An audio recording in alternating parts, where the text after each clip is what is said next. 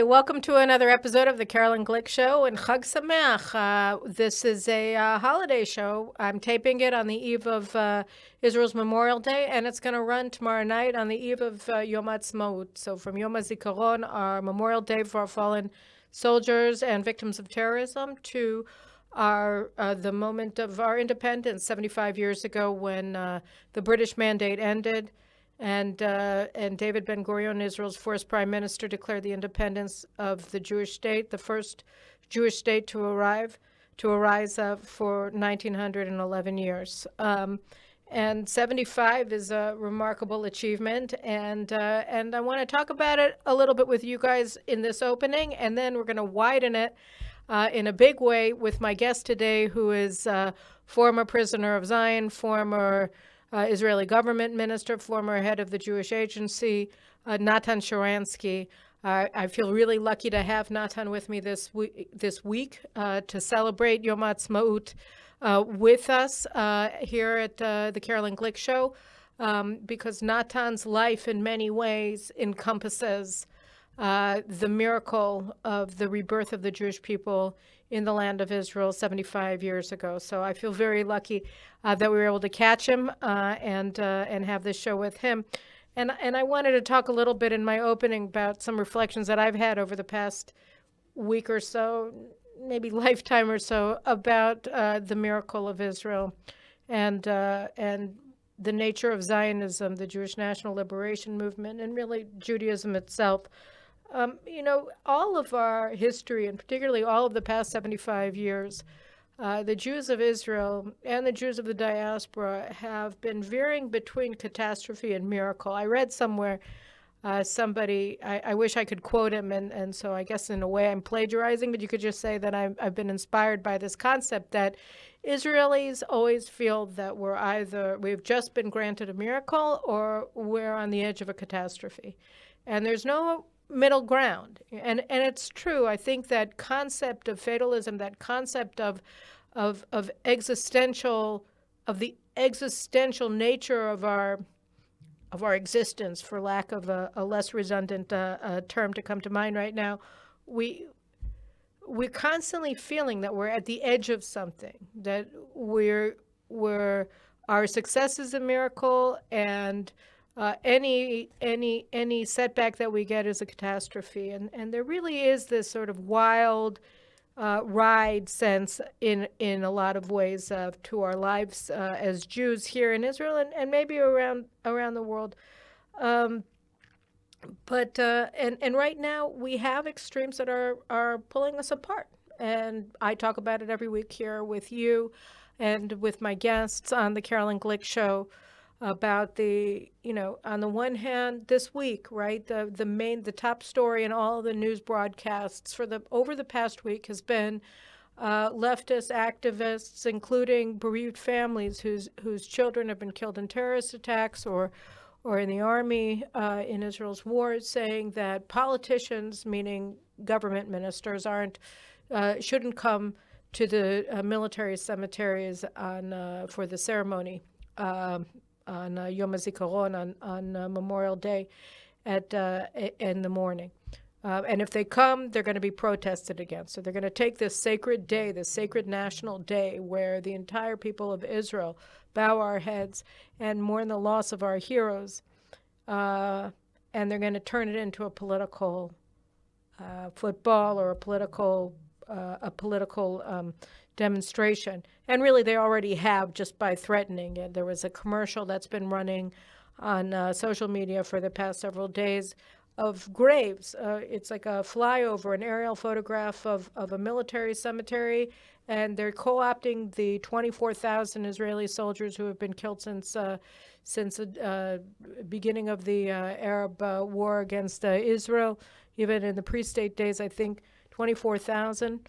And they're saying that they died for the left to succeed in its attack against the Netanyahu government and its efforts to maintain unlimited powers of the court and the legal system here in Israel, or They died for democracy, which today has been conflating with overthrowing the democratically elected government of Israel. So this is the commercial that they show the graves of the military cemetery from the side, from above, and they co-opt all of Israel's war dead for their political causes, something we've never seen before.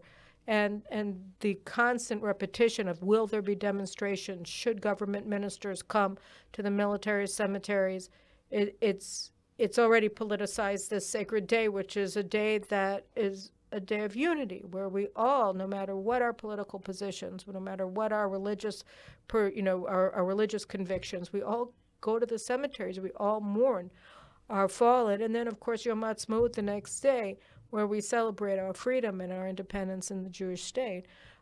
That's already, they've already made it clear. Like yesterday, the mayor of Tel Aviv, Ron Huldaif, who last month said that, called for bloodshed, was given a choice by the Israel police. They said, look, you guys want to have this anti-government demonstration to close down Ayalon Highway on the eve of Independence Day, and on the other hand, you want 5 blocks to the west, you want to have a big celebration and a festival with singers and live bands and all the rest of it and fireworks.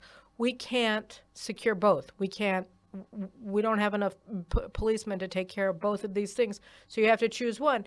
And Ron Huldai chose the demonstration and blocking Ayalon Highway. I mean, right? And then,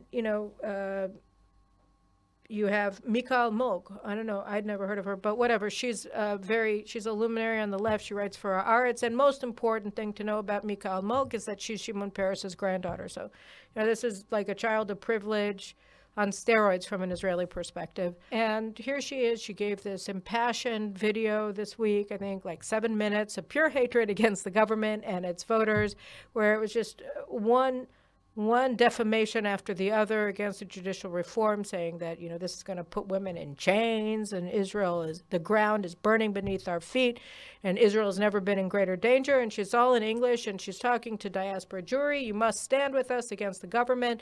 Yes, it's traditional that AIPAC and all of the American Jewish organizations have stood by the democratically elected government of Israel. But here, we want you to make an exception and decry Israel's democratically elected government and stand with the people who are blocking traffic and upsetting military cemeteries and memorial events for our fallen soldiers, because we're in the right and anybody who opposes us is in the wrong. So that's, on the one hand. And then yesterday, well, much smaller, but still importantly, there was this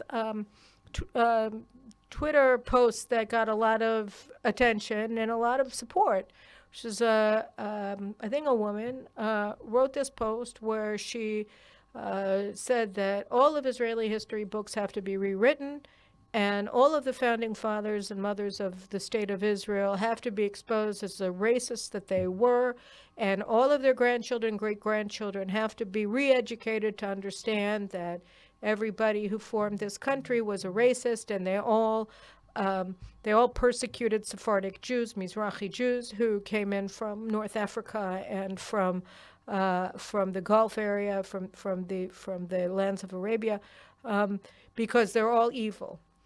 And of course, we've seen and we've experienced, and still today we see gutter racism on the part of a lot of the leftist elites in Israel. It's really just been pouring out because they support, Sephardic Jews, by and large, support right-wing parties. So we've seen there's a spritzing of racism. It's true, but I mean, are you kidding me? Are you kidding me? It's exactly the same as what's happening in the United States with the radical left, saying that America was born in systemic racism and America's evil, and the American founding fathers were terrible people. They were slave owners, and Thomas Jefferson and George Washington have to be decried, not celebrated, because they were evil white men, and now they're dead white men, and we hate dead white men just like we hate live white men or whatever. I mean, the hatred, like you have no appreciation for what David Ben-Gurion did, what Golda Meir did, what Levi Eshkol did, what Moshe Shertak did, what all of them did. You don't get it? Like, nothing? None of this speaks to you? You're just angry? Don't you understand? It's not just throwing the baby out with the bathwater. Why would you want to burn down the house because you're mad? And that's what we're seeing on both sides. We're seeing people on both sides saying, we want to burn down the house. The ground is burning beneath our feet, says Mikhail Mog, Shimon Peres' granddaughter. Why? No.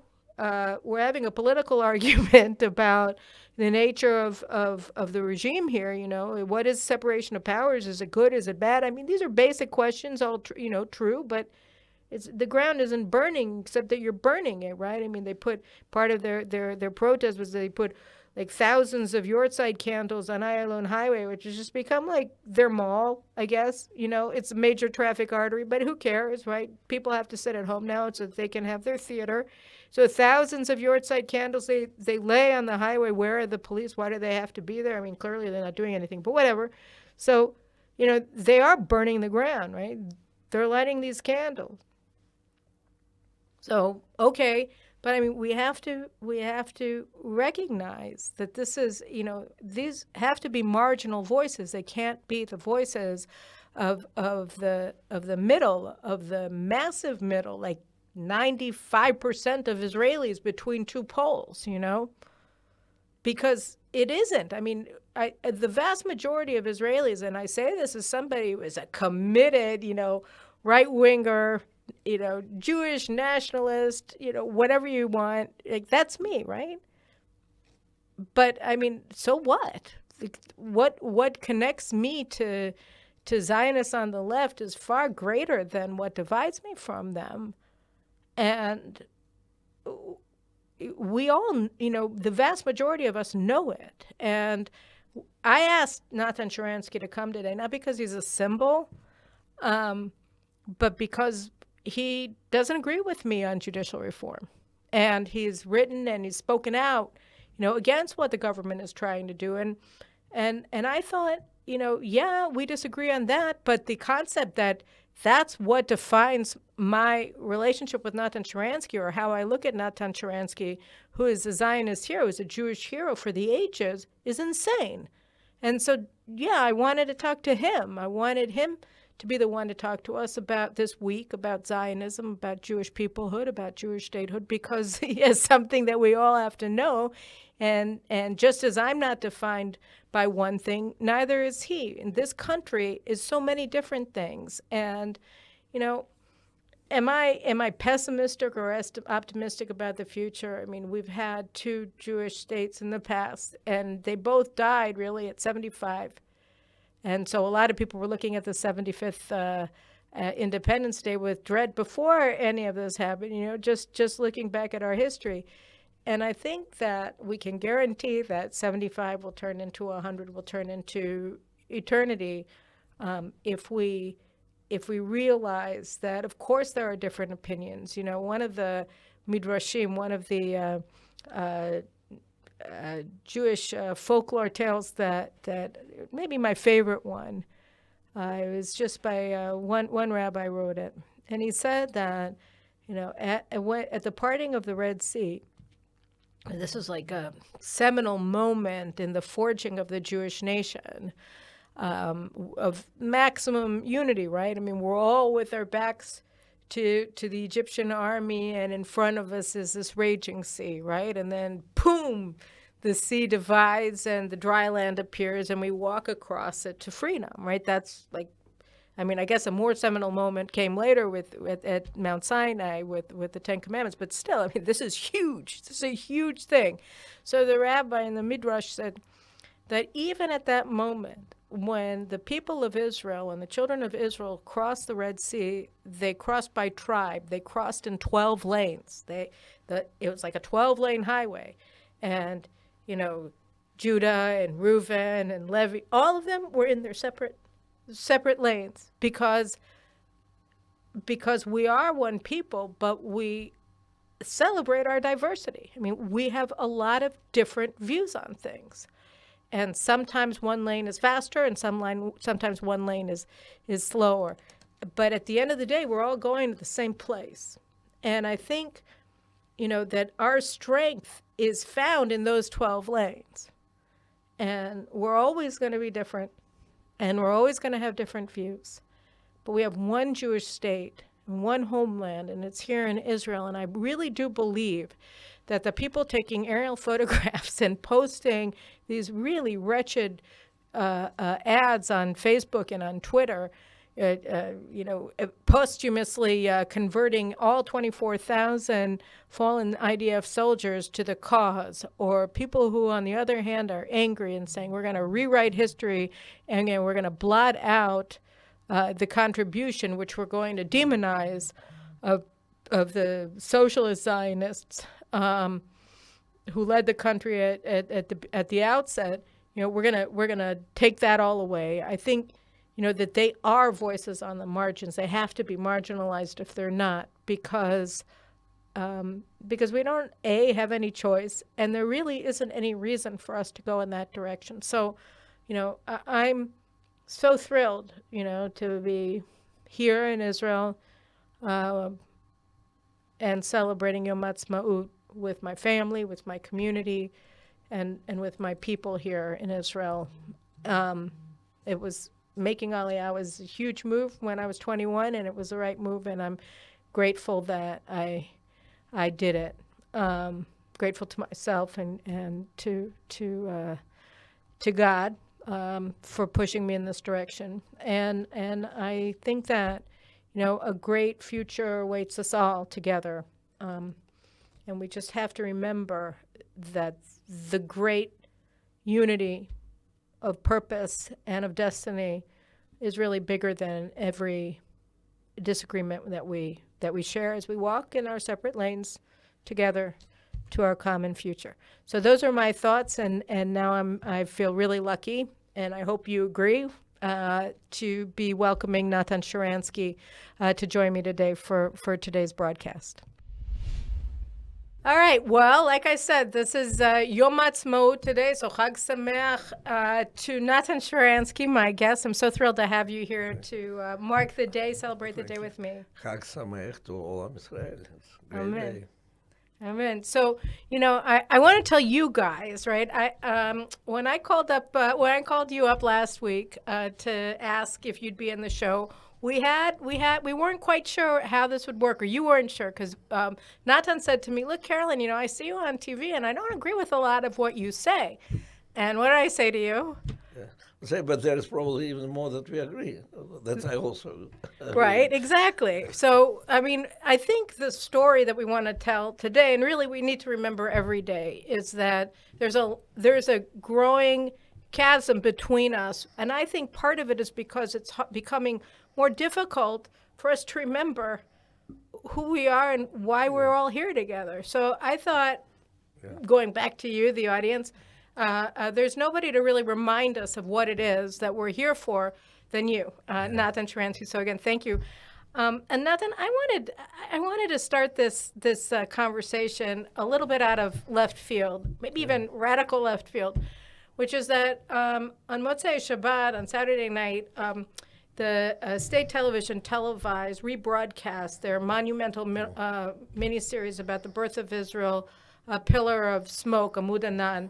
I think it's a miniseries, but there was only one chapter that we watched. And so I'm sitting there watching with my husband and our kids, and they had this part that every time that I think about this story, I can't help but see God's hand coming down and intervening, because what happened was they were interviewing Abba Eban, Israel's statesman, and who was at the UN General Assembly at the time. And, it was the Soviets, not the Americans, who supported the establishment of Israel, the partition, recognizing Israel. They through the Czechs, they armed the nascent Israeli army and enabled really us to survive the Arab onslaught.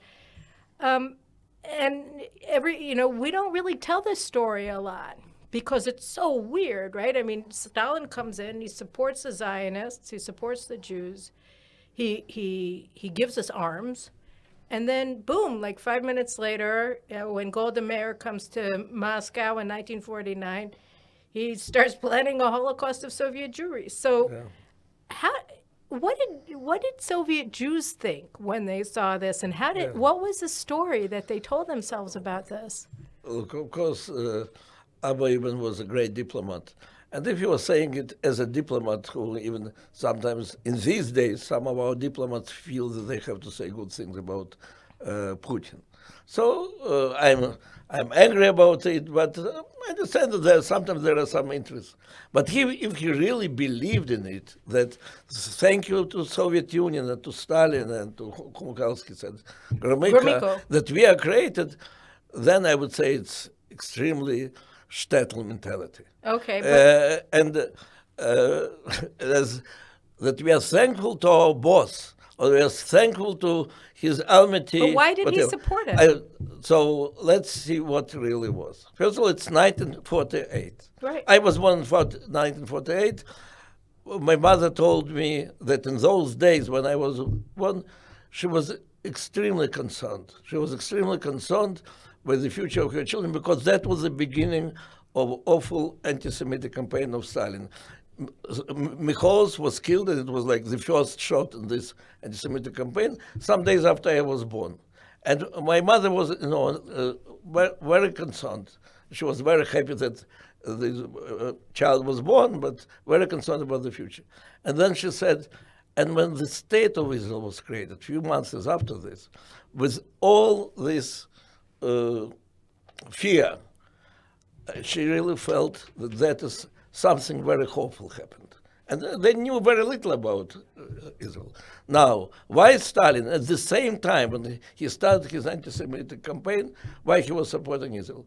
Because he looked at Israel is like his pawn, his Sustrayani, his Trojan horse. Yes, in the Middle East against Britain. That Britain is controlling imperialist countries, his enemies, that he is in Cold War with them. He really thought that after the war he'll simply keep fighting with them, and if not nuclear weapons of America, maybe he would really move further to conquer all the Europe. And here is, in the Middle East, Britain is the only player, and suddenly there is a new state where communists, maybe not exactly his communists, but and definitely socialists, are the leading force. And he learned how through Comintern play and use all these left parties all over the world. So he looked at Jews in Soviet Union. He saw as his enemies that finally he's going to finish this Jewish question. Jews in Israel and Israel itself, he saw like a pawn for his great game against his enemies. And very quickly he found out that these Israelis, these communists, socialists, kibbutz, mashav, trade union, all what he was building on, it's not going to be the pawn. It's a real independent state which will not think twice to fight also against his interests if his interests will be against Israel. That's why very quickly his anti-Semitic campaign in the Soviet Union and his hostility or disappointment in Israel were united in one big anti-Semitic and anti-Israeli campaign. So in 1948, so first of all, just summarize what you said, because it's interesting, right? I mean, Israel was literally, without anybody on its side. Yeah. And, Dean Rusk, according to Howard Sacker, he told the Jewish Americans, he said, look, if you try to force the issue of the establishment of Israel, if David Ben-Gurion declares independence, then we're not going to allow Jews to give charitable contributions to the Zionist cause. And so Dean Rusk denied that later, but Marshall, the secretary, he was opposed to he was absolutely against. They wanted to replace the mandate with an international trusteeship. Yeah. They didn't want a Jewish state. So, so here is Israel, and then this evil monster, Stalin, comes out of left field and says, okay, here are some arms from Czechoslovakia, which I've seized control of this country. I've swallowed Czechoslovakia, and now we're going to give you arms. And that was really what saved the day. And so, and he did it because he was anti-Britain. And And the Zionists were fighting an anti-colonialist uprising, guerrilla war, whatever, against the British Empire to get them out of here to get Jewish statehood. So we had a very temporary confluence of interests with this mass murderer who was a genocidal anti-Semite, which is, Yeah, well, I think it's a miracle. I don't know. Well, as a chess player, I can say that Stalin saw all the world as a chessboard, and he knew how he can win. And he had no problems one day to have agreement with Poland, the other day to conquer Poland. He had absolutely no problem to say any government that we have to strengthen our relations, and at the same time to use Comintern to undermine it. and subvert. He was a chess player. What he didn't expect The that Jews. Israel in those days, they were even better chess players, and they knew how to use Stalin without becoming really dependent on him. Well, we can say that there was a lot of Ben-Gurion's rule of the country, the socialist, non-democratic way, but it was not because of Stalin. It's because Right. of our own political interests of Ben-Gurion. So we never became the pawns of Stalin, and that was very important. And very quickly, Stalin understood it, and if he could, he would destroy Israel, which he supported any moment. When Stalin died in 1953, and I was 5 years old, my father told me, "It's a great day for us Jews. Miracle happened. You have to remember all your life that when we were at the moment of destruction, miracle happened, Stalin died, but don't say it to anybody, do what everybody does." And I go back to kindergarten. I cry together with all the children about Stalin, and I have no idea how many of them are really crying and how many of them are pretending, like me. So Stalin was in our childhood. There was nothing Jewish in our childhood except from anti-Semitism. But Stalin was a villain, enemy of Jewish people, or no Jews, because there was no Jewish people. We were Jews because it's written in the ID, and that's why we are victims of anti-Semitism. So it's ridiculous that until this day, some people in Israel really believe that Stalin is kind of Mashiach of Jewish people. That he's the Messiah. Yeah. So, let's just go for a second to what you just said about, we weren't Jewish in any way except that we were victims of anti-Semitism. What does that mean? Like you didn't, I mean, so what, is that really what defined your Judaism? No, just victimhood? It didn't define Judaism because there was no Judaism. We were absolutely assimilated Soviet Jews. That was the policy of Soviet Union. So I was born and grew in Donetsk, which today is the center of the war. But then there was no war. There is written in the identity card of your parents' nationality. There were like more than 100 different nationalities, but only one method, Jew. Because if there is written Jew, all the conversations at home are about restrictions, about what kind of career you cannot make, what kind of university you can be enter and not. And at the same time, you didn't have any place that you can learn Jewish language. Of course, you didn't have synagogue. You didn't have Purim or Pesach. You didn't know these words. You didn't have Brit Milah or Bar Mitzvah. There was nothing Jewish. So to be Jew is like to be born with disease that you'll have to live with it all your life. And you have to learn what will be the medicine. And the medicine is, as parents explain, is that you must be the best in physics or mathematics or in chess or in music, because that is the way of our survival. That is the way to succeed in spite of anti-Semitism. And this double-think life, without identity and without freedom, came to the end in 1967, when Zionism really entered our life. Before Judaism, before culture, before anything, it was Zionism which entered our life. Before we get into 1967, there was that moment that I threw out for a second when I was talking about what Abba Eban did and what Stalin did. which was when Golda Meirson, Yeah. Meir, came to Moscow and came to the Moscow synagogue in 1949 as Israel's first ambassador to the Soviet Union.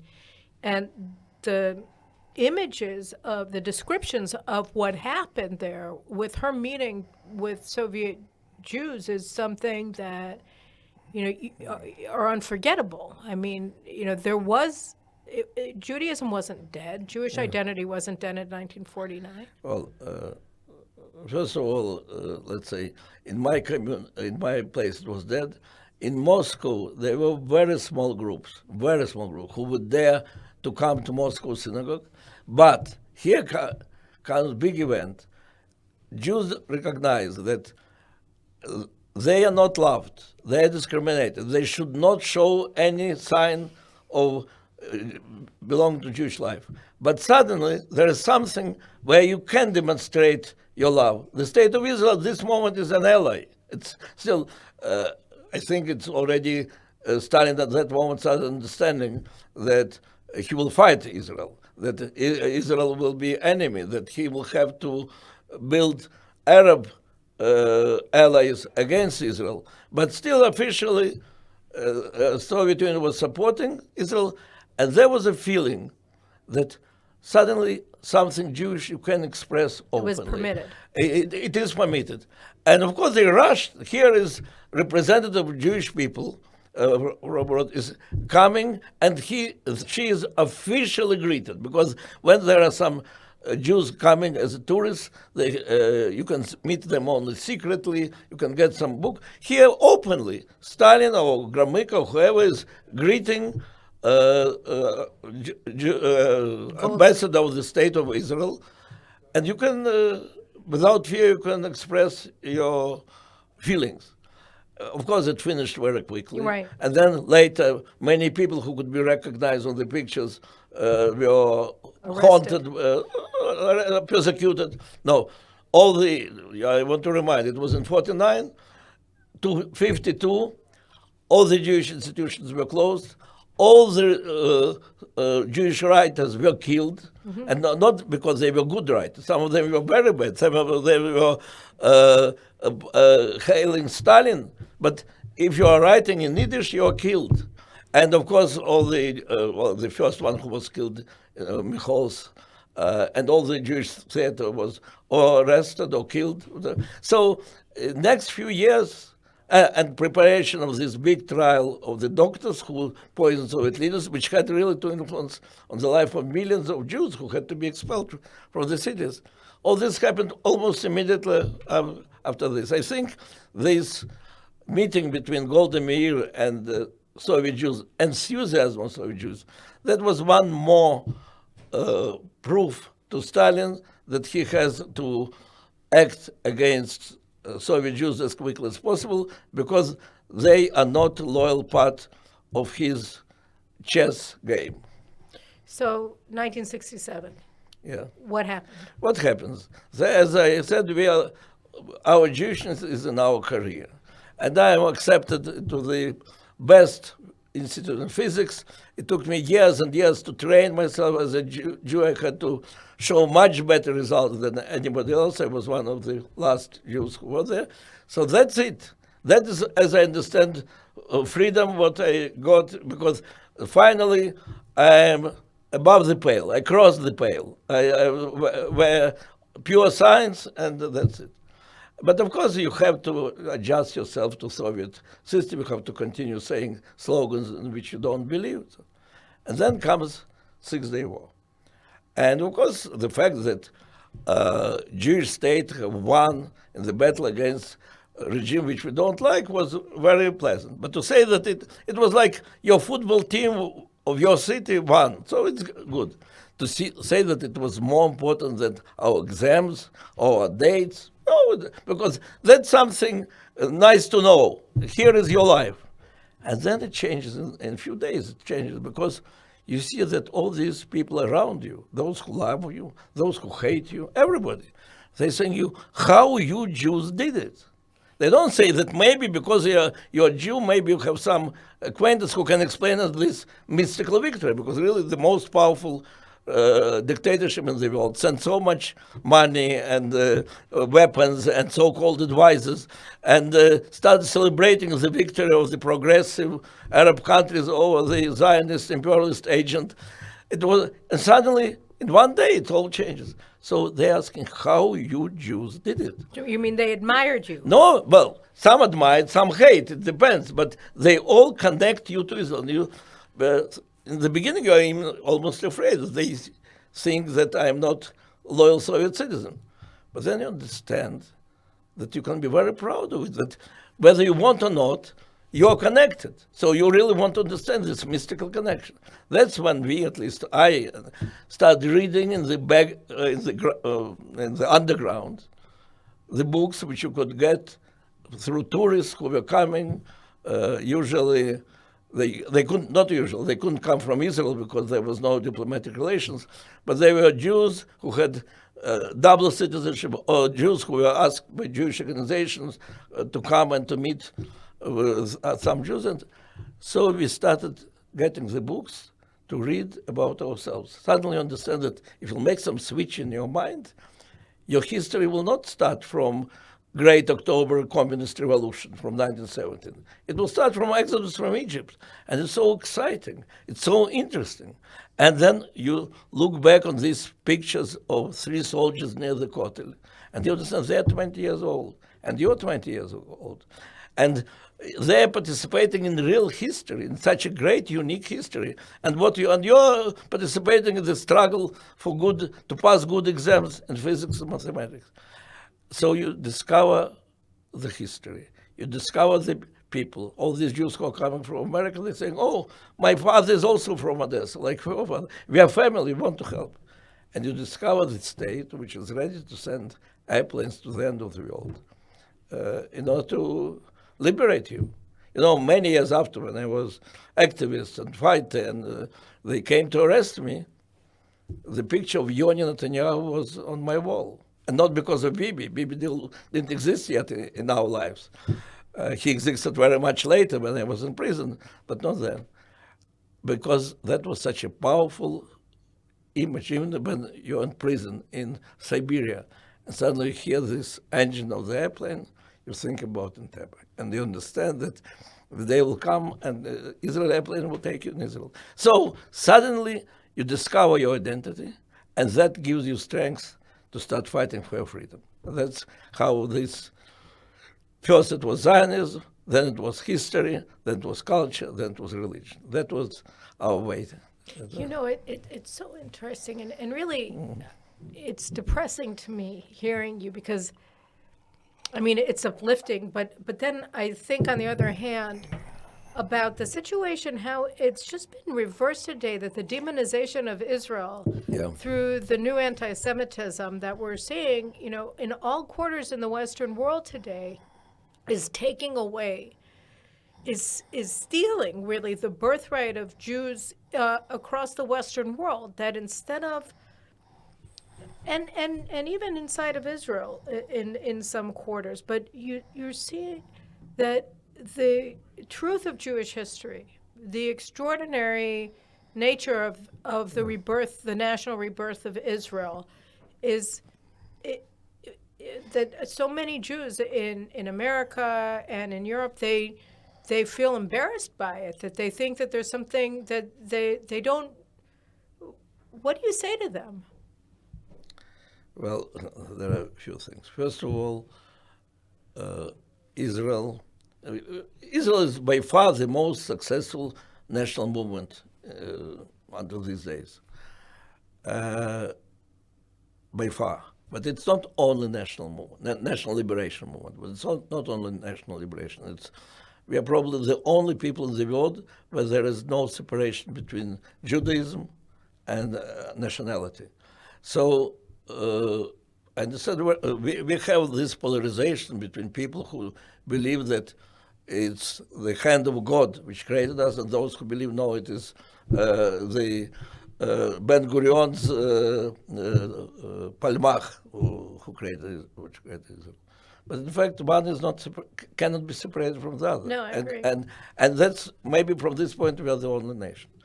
Then we are also a nation which always faced anti-Semitism, and I'm dealing with modern anti-Semitism.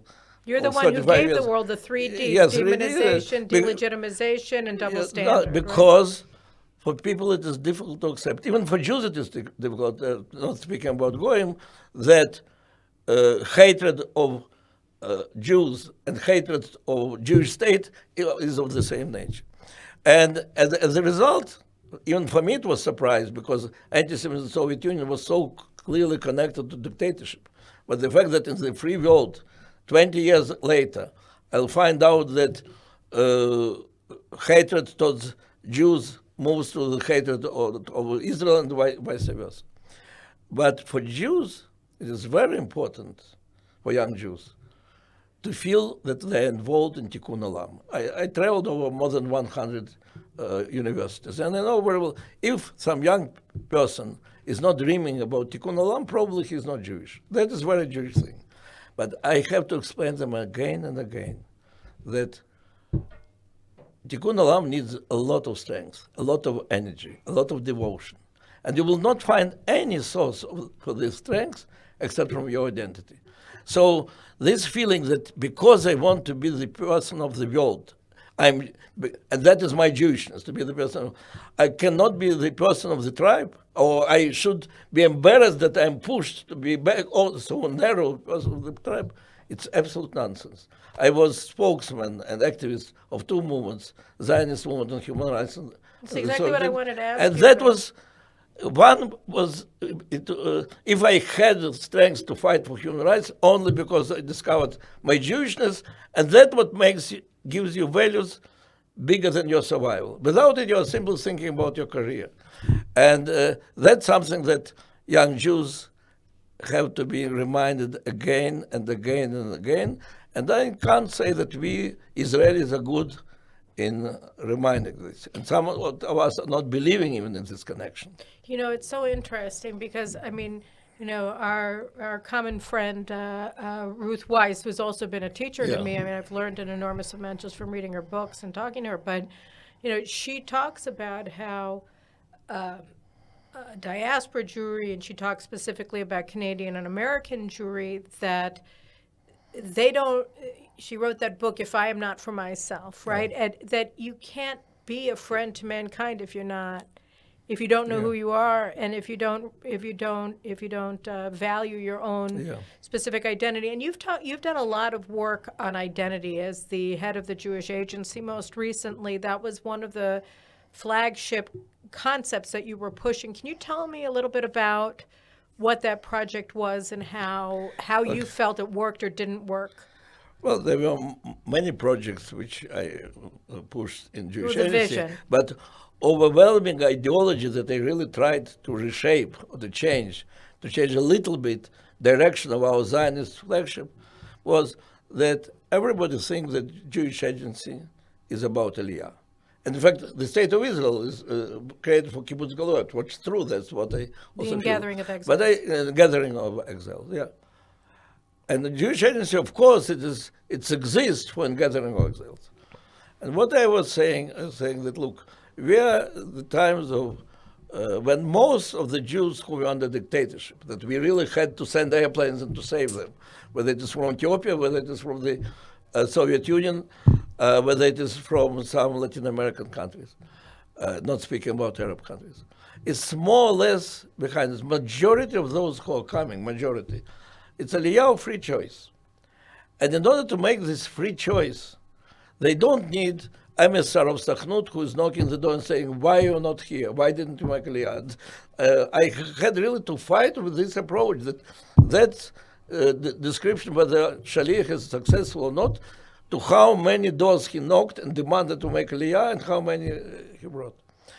And I said, people are making Aliyah today because they feel Jewish, because they want to be part of Jewish history or Jewish state and so on. For this, you have to strengthen their identity.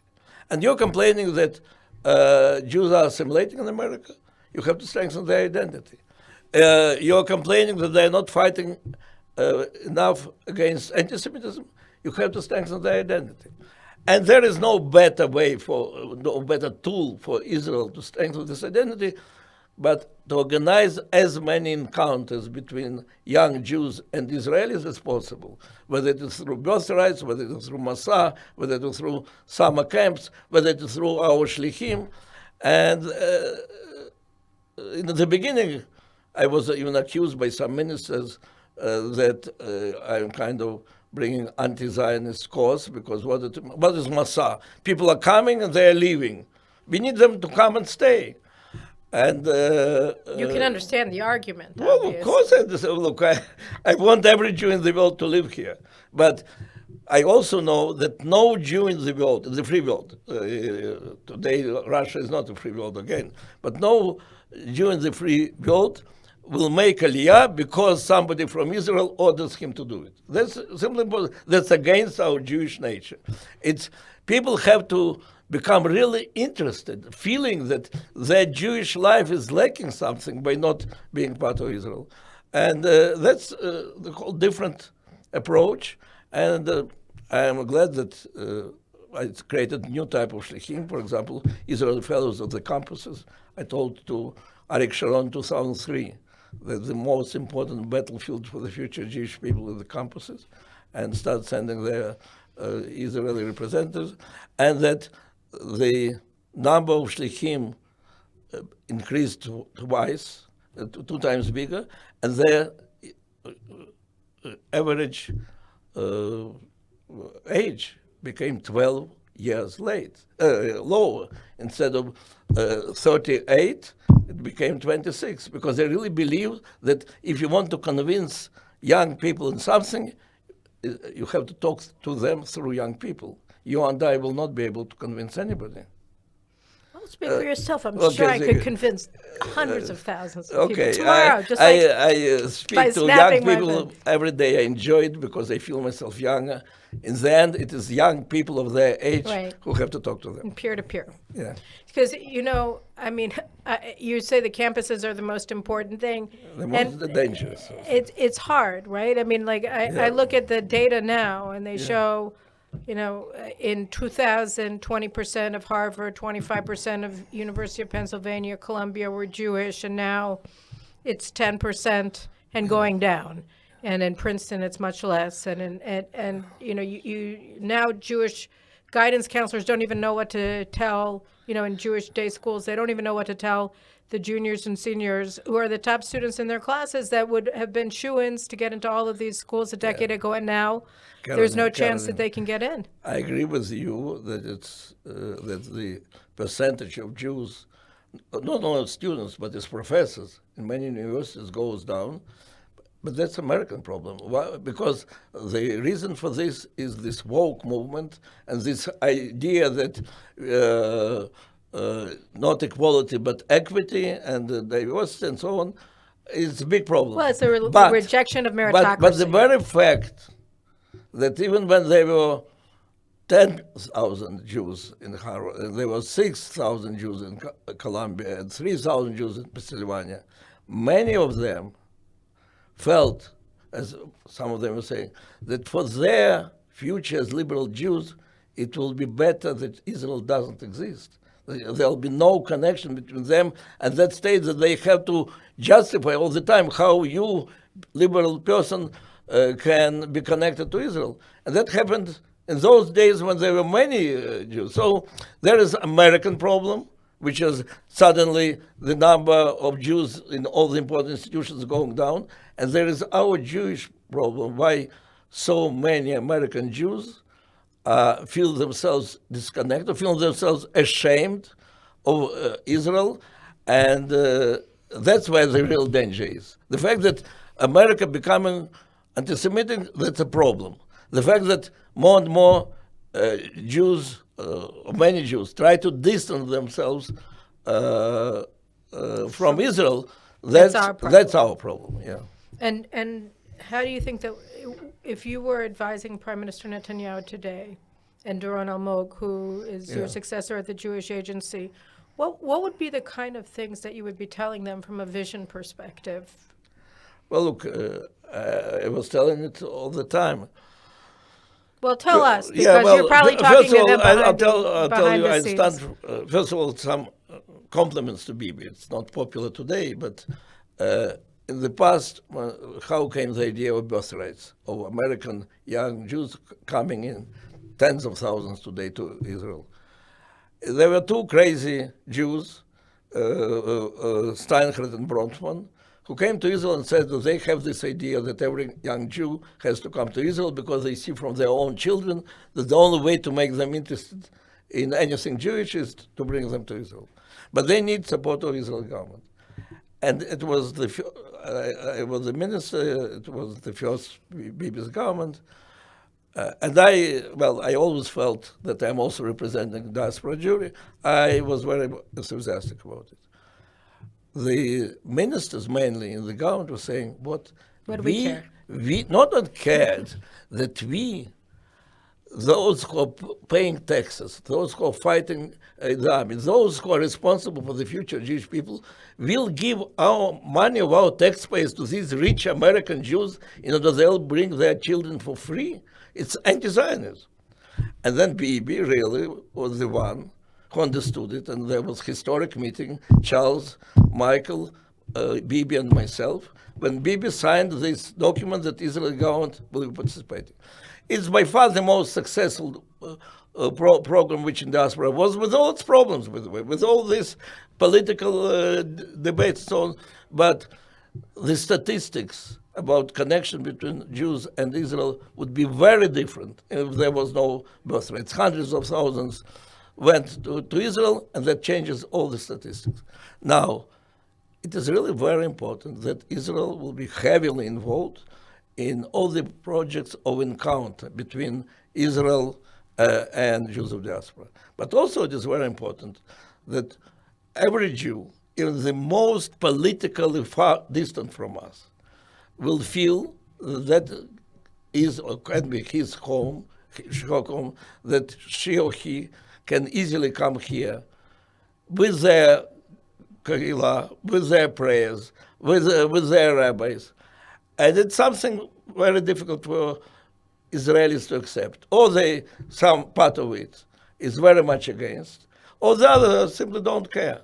You see, all this thing about conversion and about Jewish cemeteries and about Kotel, it's not that majority of Israelis are against. Majority of Israelis are indifferent. There is some group of people who are very much against. Well, that's just like normal policy making in every country, right? That the people, if you have a large majority that's indifferent, then policy is made by the people who care. Absolutely. Right? The only difference is that Israel is in a country. It was created as a country of all the Jewish people. That's why there is law of return, and that's why we do feel responsibility for the other Jews, and that's why we have to think about something which China or India or Italy, who have a big diaspora, don't have to think. So, yes, here I had my ups and downs with Bibi. On one hand, he understands very well. He is the one who understands the Western mentality and understands Jewish people.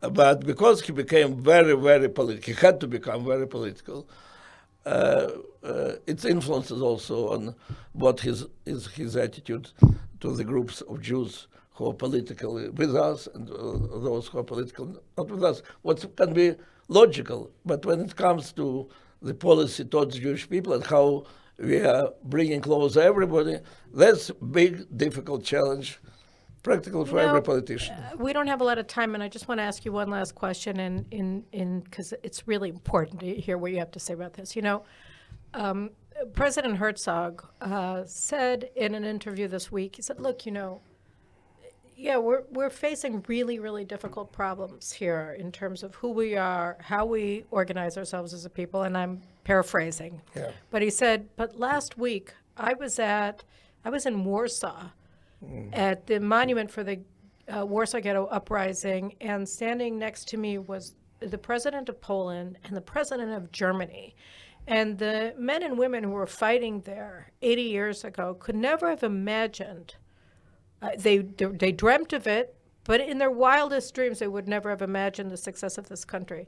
And one of the things that I'm wrestling with, and I'm sure millions of other Israelis are as well, is that maybe when our back is to the wall and we don't have any choice but to go forward and fight, and, even with certain death, our choices are easy. And now when we are a success story by, any measure that we did it, we have questions that really afflict us, and yet we could come down because of them.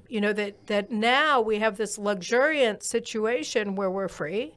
We're freer than we've ever been. We're safer than we've ever been. We're more powerful than we've ever been. We're better off in every way than we've ever been. And yet now people are questioning the future of this country. How do you answer that? That now that things are easier, our problems become more difficult to resolve? Well, I personally am very optimistic about our country, even in these really problematic days. And the problem is mainly that people stop talking to one another. We had this stupid period of time where suddenly our 25 parties turned into two parties. Rak lo Bibi or Rak Bibi. Only Bibi or only not Bibi. And then the polarization became so big that simply the two parts don't talk. So it is dangerous situation. I'm optimistic that we'll get out of it simply because of history. On the other hand, our history gives us optimism because we survived 3,500 years. No, there is no other example.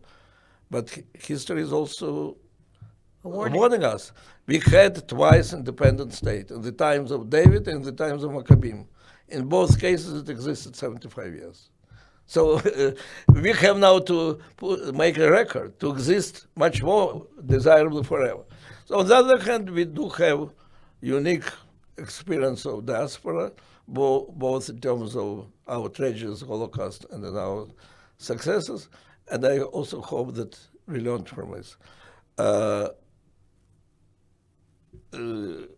Israel is a miracle, but there are no books which can teach us how to build a state when so many different groups came, when even the word who is a Jew, they understand differently, whether it is religion or nationality or struggle against anti-Semitism. And when people feel that they are fighting for the future of the state and they have a vision exactly how the state has to look, and the others have different vision, and there is no book how you're building consensus or cooperation between the people who, for 2,000 years, more than 2,000 years, were different groups. And now they have to learn how to be one state. And of course, army is playing a very important role, and our enemies are playing a very important role in keeping us together.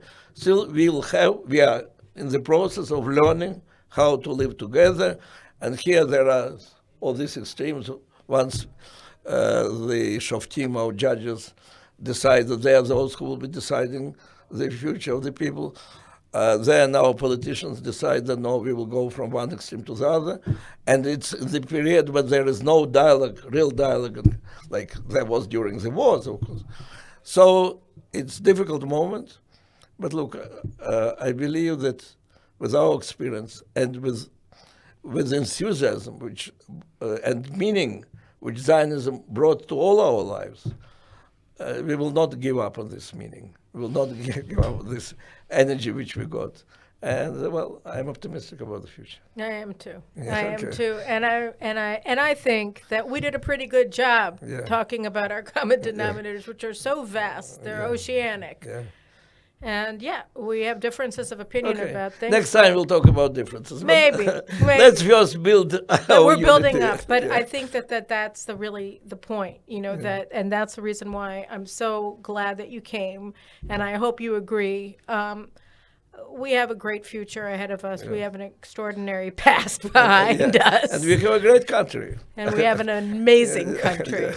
A lot to look forward to together. So thank you so much, Natan. Thank you guys for watching and listening. And Chag Sameach to all of us. Ad Netzach. Ad Netzach. Right. For eternity. Take care. Have a great day.